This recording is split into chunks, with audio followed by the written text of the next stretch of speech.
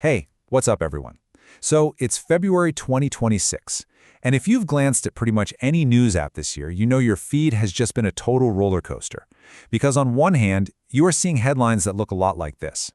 Right? The classic doom and gloom. It feels like every single day there's a new story about some AI coming for someone's career. But then, literally on the same day, you'll see the complete opposite.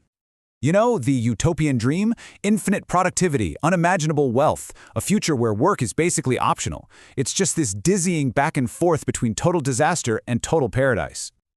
So, what's the real story? Is AI here to replace us, or is it here to make us all rich?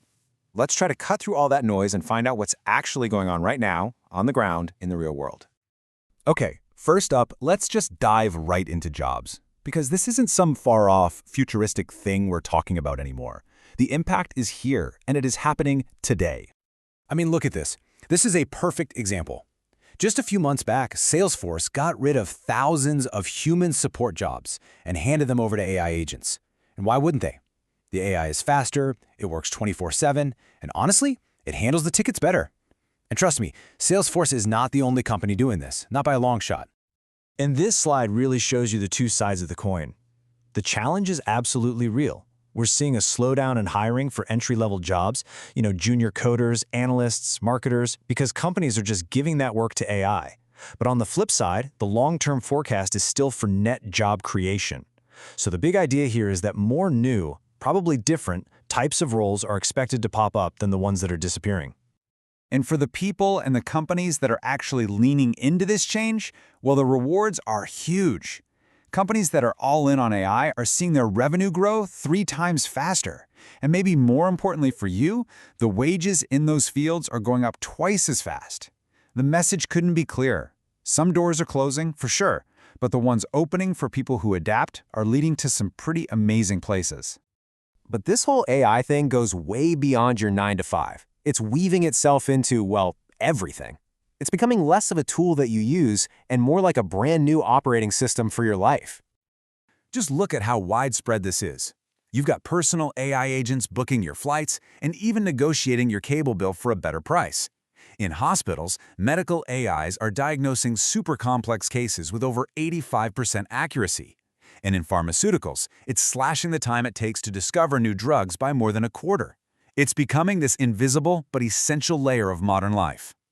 And if you want to see just how deep this goes in some fields, get this. A staggering 91% of marketers aren't just playing around with AI anymore. No, it's now core infrastructure for them. It's as fundamental to their job as email was 2 decades ago. Think about that. And the way we actually work with AI is changing at lightning speed. A couple years ago, we were in the co-pilot phase, where we were basically helping the AI. Now we're directing agents to do big, complex tasks for us. And the next step is already here. Managing teams of AI agents that work together on their own to get something done. But this incredible speed comes with a cost. There's a new phrase popping up in 2026, augmentation fatigue. It's that constant mental burnout from feeling like you're never, ever fast enough. You're always on, always optimized, but you just can't keep up with your own tools. It's a real psychological burden. So let's zoom out a bit.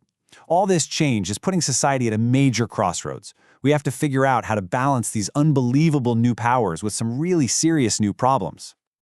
I mean, on the one hand, the benefits are just undeniable. Study after study is showing that people are finishing their daily work a whopping 66% faster thanks to AI. Let that sink in. That's not a small tweak. That's a revolution in how much one person can get done. And this table really lays out the dilemma. On the win side, you've got massive gains, accelerated science, and trillions added to the economy. But the risks column is just as heavy. We're talking about huge environmental costs with energy and water, a real fear that we're losing our creative thinking, and governments that just can't figure out how to regulate any of this. So, looking at those risks, it's not a huge surprise that the public is getting concerned. Recent research is crystal clear. A huge majority of people want more of a say in how this powerful tech gets used. The call for some real oversight is getting louder and louder. Okay, so what does all of this mean for you right now in February 2026? Let's get super practical. Let's talk about an action plan. 3 clear things you can do starting today. So here it is, your 2026 playbook. It's really 3 big mindset shifts.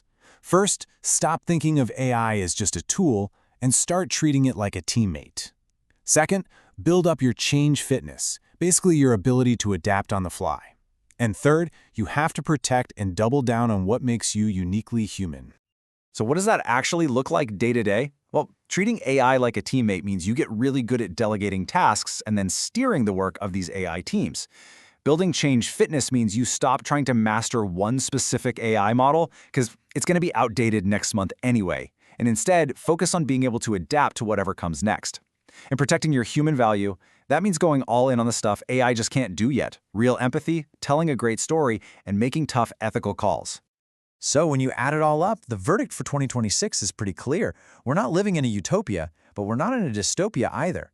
We are in a transition, and it's happening unbelievably fast.